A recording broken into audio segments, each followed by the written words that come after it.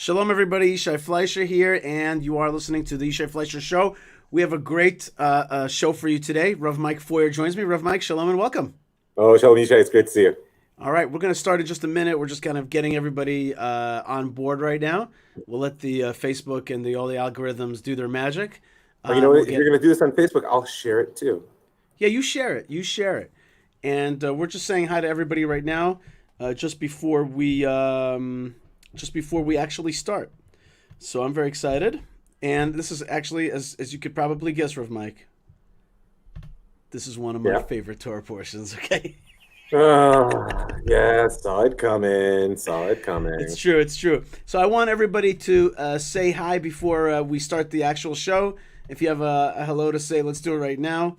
And I'd love to hear where you're watching from, where you are in the world, and if you're excited, like I am, for Parshat Chayei Sarah.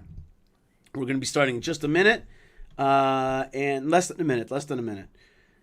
You see my background, Rev Mike? How do you like my background? It's bold. I like the corner shot. That's right, the corner shot. Okay, there he is. Now that Lou is here. At the corner of 42nd Broadway? No, it's the flag of Israel on the Marat HaMachpelah. It's the southeastern corner. Southeastern corner, right. And Lou is here, so that means that we could start.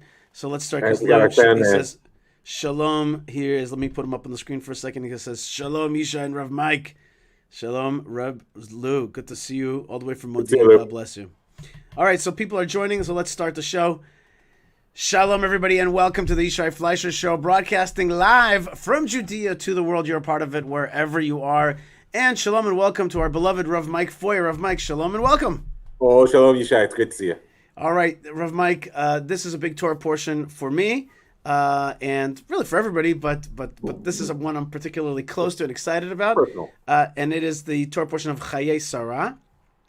Chayei Sarah is the Torah portion that delineates the purchase of the tomb of the fathers. And we have a new term. Malka came up with this. I'm very excited. I wanted to tell you.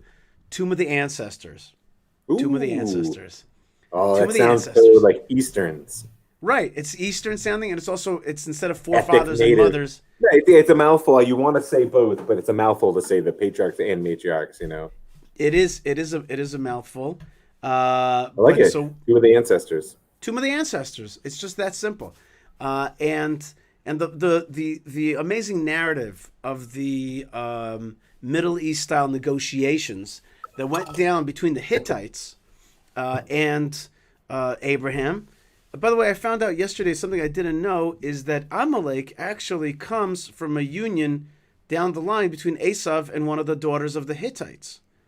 I didn't catch that. And then there's a whole midrash that says that the 10 times there's like some kind of count of 10 times that the Hittites bow down to Abraham. It's not in just in this part of the story, but in any case, all together they're like 10 times, and that counts against for the Hittites and for Amalek like 10 times, because when you do something good to Abraham, that counts down the generations.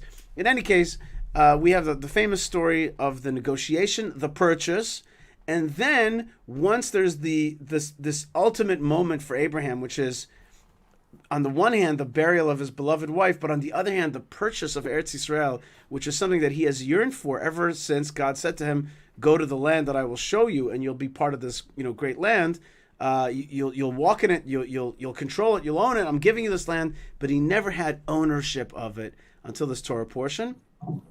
Then I'm just kind of giving an overview. Then we go into the story of the servant who goes to get a person a wife for Yitzchak, to take the place of Sarah, to continue that mission in the way you would say it, continue the mission of Sarah. We have the union, the coming together of Yitzchak and Rivka, and then we have the death of Abraham, and then the final generational what do you want to call it? The listing of summary of the generations. Summary of generations of Ishmael. So that's the Torah portion. In some ways, I want to say that it's one of the most tight thematic Torah portions there are. There's not like a lot of sub-stories and a different story and another adventure. It's all kind of like one arc of an adventure. It's Sarah's being buried, and then finding Rivka. Next generation starts, and Yitzchak and Rivka will go on their path, and here's where Ishmael went, and that's it. So it's a very tight arc of a story. It And is. there's also a lot of what's it called, like dialogue. There's a lot of like very stage dialogue, like the kind of dialogue that you would have on a play on a Broadway stage. It's like there's a Yeah, lot for of like sure. back and forth. So that's the exciting thing. Now for on the political and what do you want to call it, on the kind of realpolitik level, today Parshat Chayei Sarah is when generally about 30 to 40,000 people come to Kiryat Arba Hebron. About a tenth of the Knesset shows up, and we stay for Shabbat together, and we read this Torah portion together. This year, not happening. The police is shutting it down. We've been COVIDized. Okay, Yet another like, casualty of 2020. yeah, that's right.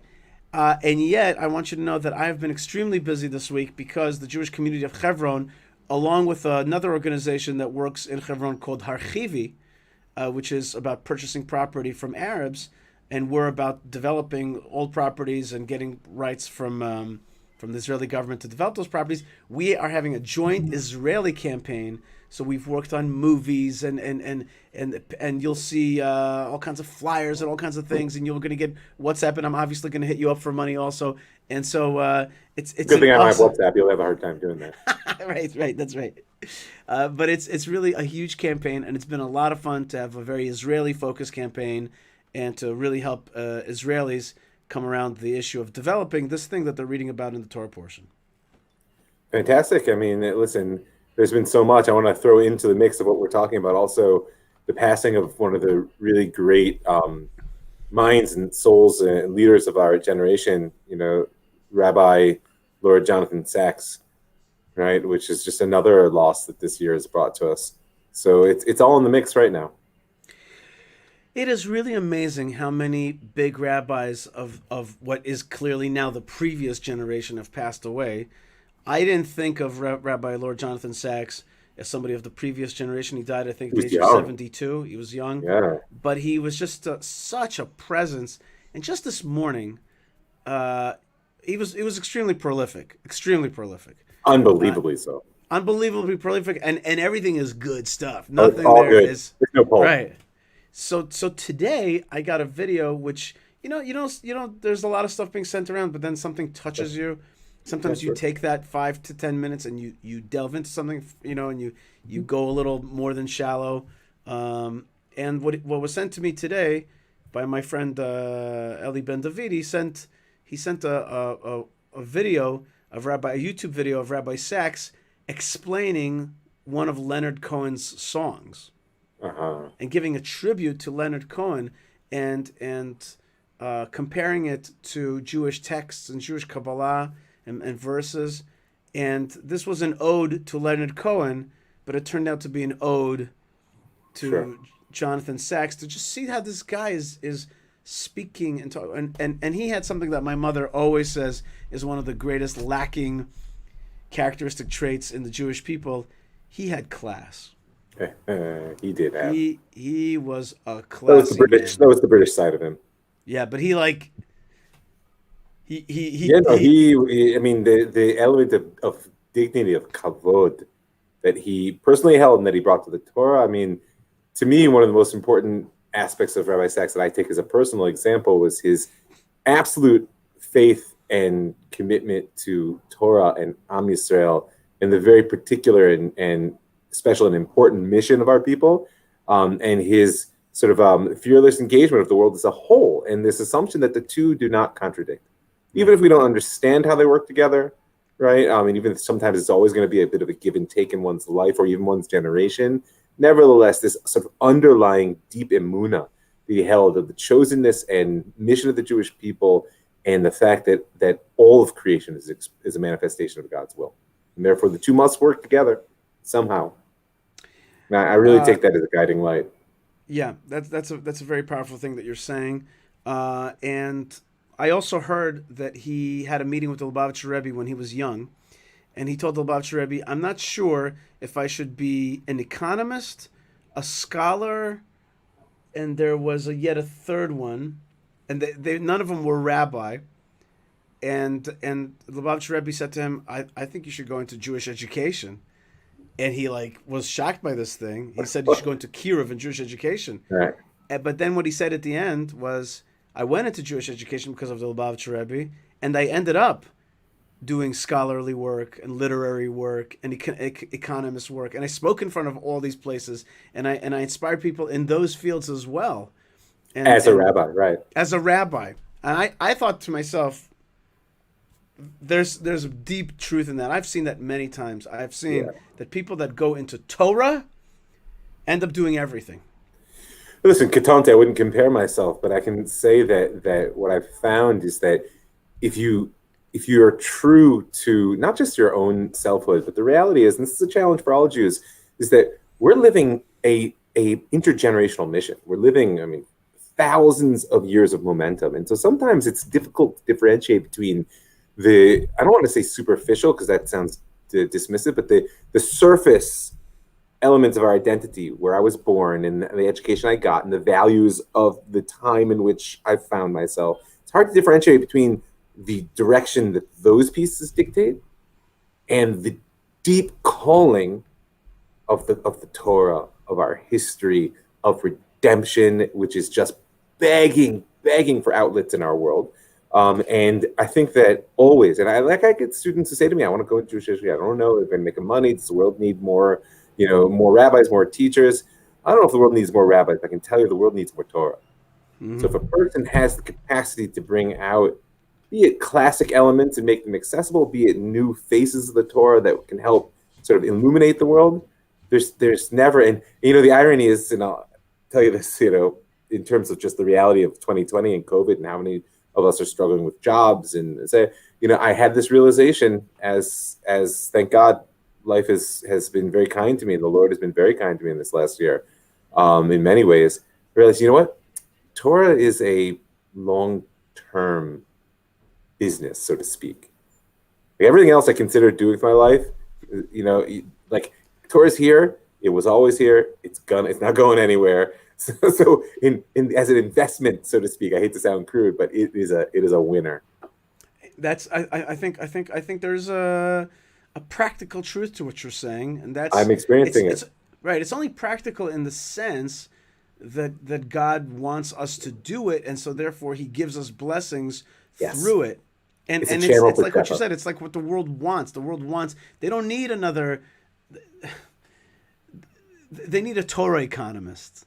A rabbi that'll give him a thing. Speaking, by the way, of a Torah economist, Lou is reminding us also, which is another big rabbi passed away. The only difference is that he died at the age, I think, of 91, and that's Rabbi David Feinstein. Yes. Who was a very, very big rabbi. Now, if you read the Blue Stone Chumash, which I always recommend as a primer for anybody who wants to get close to Judaism, whether it's a Jew or a non-Jew, wants to understand better, the Stone Edition Art Scroll Chumash, which has fabulous and extremely, extremely worked on commentary. Yeah, very accessible. Very accessible, and the heart of Judaism, you'll get it. A lot of times, Rabbi David Feinstein is quoted in that commentary, and he passed away also, I think, last Friday. Yeah. And he's actually the brother-in-law of my American rabbi, Rabbi Moshe David Tendler, and who he's obviously, you can hear by the name, the son of the famous Rav Moshe. Rav Moshe Feinstein, the great halachic decider, the Baal Igrot Moshe, the author of the Igrot Moshe. So we had two big rabbis that passed away, and Rabbi Feinstein was very sad, and his funeral was huge, humongous, and Rabbi Sachs was a shock. We knew we were praying for him, and then suddenly on his Twitter feed, he said Rabbi Sachs. Yeah, it was just like I don't know. It was one of those things where you see it. You saw it. I saw it on Twitter. I went to Twitter. Somebody said, I think Rabbi Sachs must have passed away. I went to his Twitter account. They had a announcement there, and it was just like one of those moments where you're like, oh, yeah, you're like you choke up because you think like this was a great man. And my Yishai Kuma thought, my Aliyah thought. The about the exile, about the Jewish diaspora, was that the Jewish diaspora just took a big blow because, right? He was the most important rabbinic voice in diaspora. Right. And I had a nickname for him amongst my friends, as I I know called it him is. the Exilarch. Yeah, the Reish Right? Galuta, and he was. Right.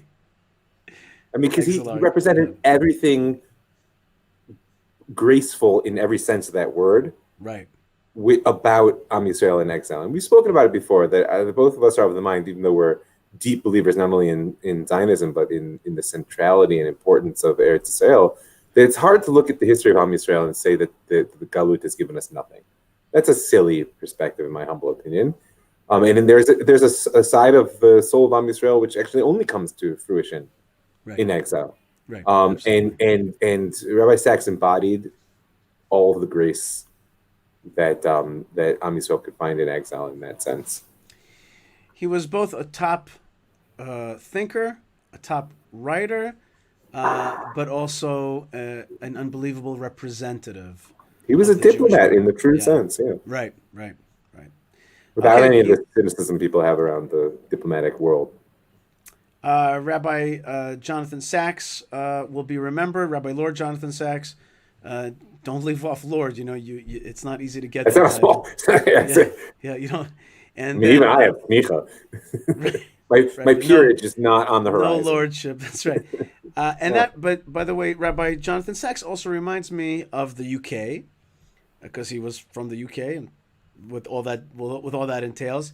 But I was about 2 years ago or less. I was in the UK for a weekend, not a weekend, but a weekend. And I spent some time with a good friend named David Menashe, and Menashe, and he dedicates today's show to his father.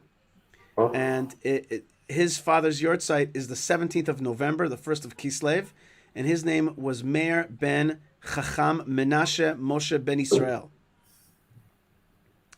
So Meir ben Chacham Menashe Moshe ben Israel. My friend David cannot go to synagogue to pray and say Kaddish for him due to the UK lockdown. His weekly Torah portion, which is Meir ben Chacham Menashe Moshe ben, who is also ben Israel. His Torah portion is Chayei Sarah, and one of David's fondest memories is that he visited with his father at the Marat HaMachpelah, at the Tomb of the Ancestors, in 1967, soon after the 6-Day War. I would therefore like and be honored to donate in his memory to Hebron, and also to dedicate today's show to his father, to David's father. And David's a close friend of mine, and I've had the honor of spending a real good time with him. And so that's today's show is really dedicated to these great people. But the special dedication is to Meir ben Chacham Menashe Moshe. I think it's actually Meir ben Chacham Menashe Moshe ben Israel. So that's awesome stuff. Now let's get to the Torah portion, which is so central to the Jewish peoples. We talk so much about Eretz Yisrael, and the centrality of it. Here it is. This is when it really happens, and it happens. You know, I thought to myself, we have a phrase, Eretz Yisrael niknet b'yisurin. The land of Israel is bought through hardships. And if anybody's ever tried to buy real estate here, you'll know that is a truth. That is Shuto. That's right. I even had this idea to start a real estate agency called b'yisurin. I mean, some of the marketing angle on that, I think, is a little bit too niche. What happens is when you come to sign your paper, we first spit in your face. We slap you really hard. Just so you understand.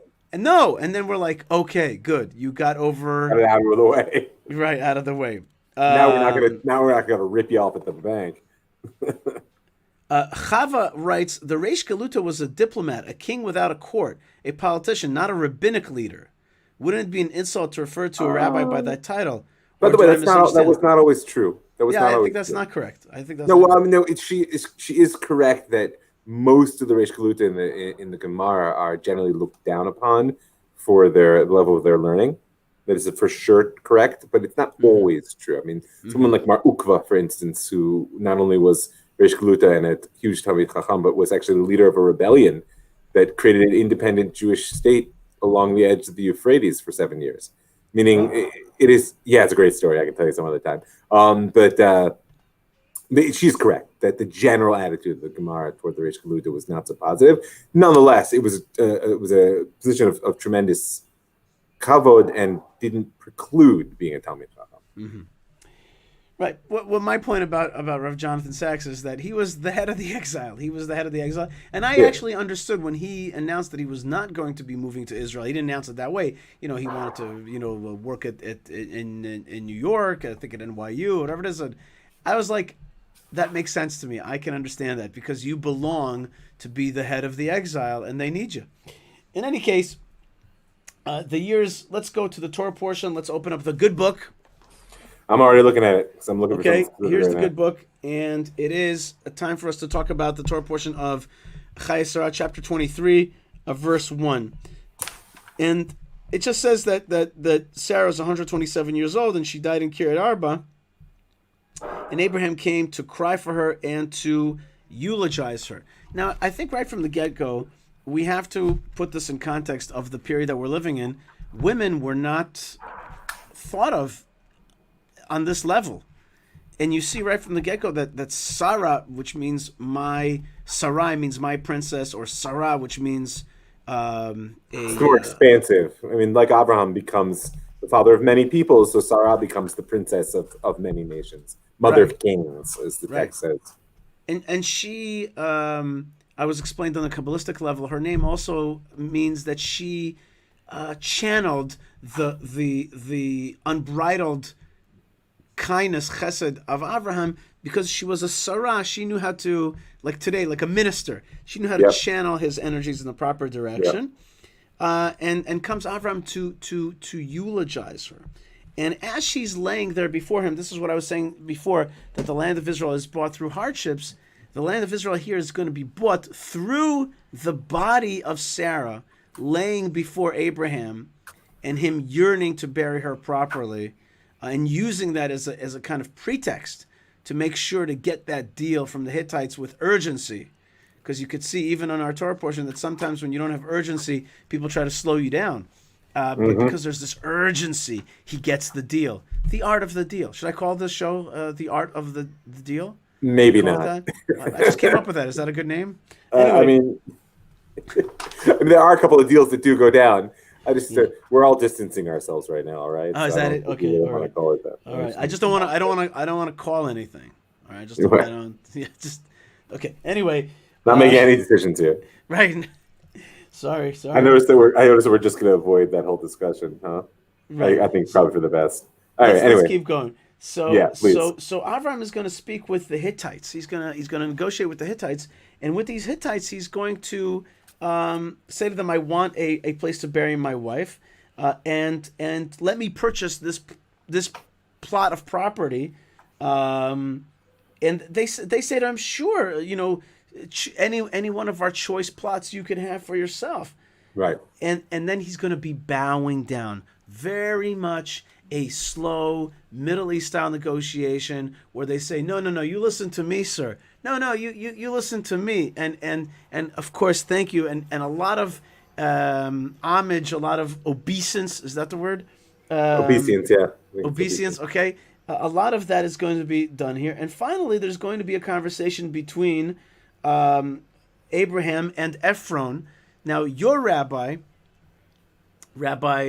Daniel Cohen, yeah, he said to me one time. I heard him say in a class in the great Sulam Yaakov Yeshiva. I heard him say that Ephron is not only this Hittite, but it also represents the earth itself, because there's dusty. The word afar. Rob Danny used to dusty. Dusty. That's a good one. Yeah, you gotta use that. He's good. So he's negotiating with the earth itself. Yeah. He's negotiating with the earth itself to be purchased. And finally he's the very famous the very famous offer that the Hittites make is take the land for free. Right. Ephron says it's for free. Yeah. And Abraham refuses to take it for free. In my eyes, this is the depth of this story because and it's also part of that Middle Eastern type of like, no, please. Yeah. Take what you like, bury your dead and whatever. The choicest cave, be my guest. And that phrase, be my Yafa. guest, is really, in my eyes, what this is all about. Is that the Hittites here are more than happy to recognize Avram as a sojourner and an important person, right? Nasi Elohim, or a prince of God among stuff. They don't question that. But what they don't want is that there should be kinyan haaretz, right? That there should be an actual, not just acquisition of an external purchase. It's very important to remember is that Abraham's not just making a business deal. He's embodying a historical moment. God has promised him this land. One presumes at this point that word's gotten out about that, right? And what the Hittites are after is saying, this piece, that piece, you bury there and that. Just remember who's in charge. We're representatives of the largest empire in the region. They may not look at it that way, but they have ba'alut, as we say, right? They are the masters of the house. And Avram's only looking to buy one little piece of land, but this purchase goes beyond an external acquisition. The Gemara in Kedushin learns from here the idea that marriage is based in kinyan, that's based in this acquisition. It says kicha mistei Hebron, right? That the act of becoming married, we actually learn from Abraham's acquisition of Marat Machpelah. What does that mean? It means that this is not just like one spouse. It's not a possession that you like leave on the shelf and relate to when you need it, but it's rather a true bond, which fundamentally changes who you are and who this person is, and you create something new together. This is the moment in which Am Yisrael and Eretz Yisrael really become one. To a certain degree, it is a marriage, and I think the Hittites understood that. Be my guest, as long as you don't actually claim to be, Balabait, master of the house. Avram says, no. This is the beginning of a process in which God's ba'alut, as expressed through Am Yisrael, right? God's mastery is expressed through our not just possession of, but our marriage to the land. It begins here, and of course, it's a substitute to a degree for Sarah. I mean, it's the only thing that could really replace is the wrong word, but take the missing, place of, right? Yeah, fill the missing piece, right? And I like to think of Sarah being like if there's a soup, if the land can be compared to a soup, like she's the first ingredient. Like Sarah Imenu. That's an uncomfortable feeling. Was the first Jew in the land that is subsumed into the land. Actually, I think I was very moved by learning that Rabbi Nachman says that when the spies said that the land of Israel is an Eretz Ochelet Yoshveh, that the land of Israel is a land that eats its inhabitants, like there's a positive way to look at it. It actually consumes you fully. You become fully integrated into the land. Oh yes. And so Sarah is this like she's the first ingredient, the main ingredient, if you will. But speaking of soup, by the way, the Arabs on the Palestinian Authority side of the tomb of the ancestors have a soup that they serve, I think, twice a week called Sarah's soup. Oh, really? Yeah, and it's like a wheat, what's that stuff called? Like a porridge. But it's semolina. What's it called? Semolina. Semolina, right? And so it's made out of that. But they all say, the Arabs have told me many times, that if you make that same soup anywhere else, it doesn't taste so good. It's like a Shabbat soup. Right. They have a saying that Sarah's finger stirs it. And I like that. I like it. I'm a little uncomfortable with that. I mean, 4,000-year-old fingers stirring my soup. And COVID, they're having the same person stir multiple soups. That's not a good idea. Right. But it's we got to get a competition, man. You got to get a Thursday night chillin' mishmar. We need competition. We can't have just on the Muslim side of the marah soup. The Jews are going to be hungry. All right, this is your task. Hold on one second. I heard the buzzing.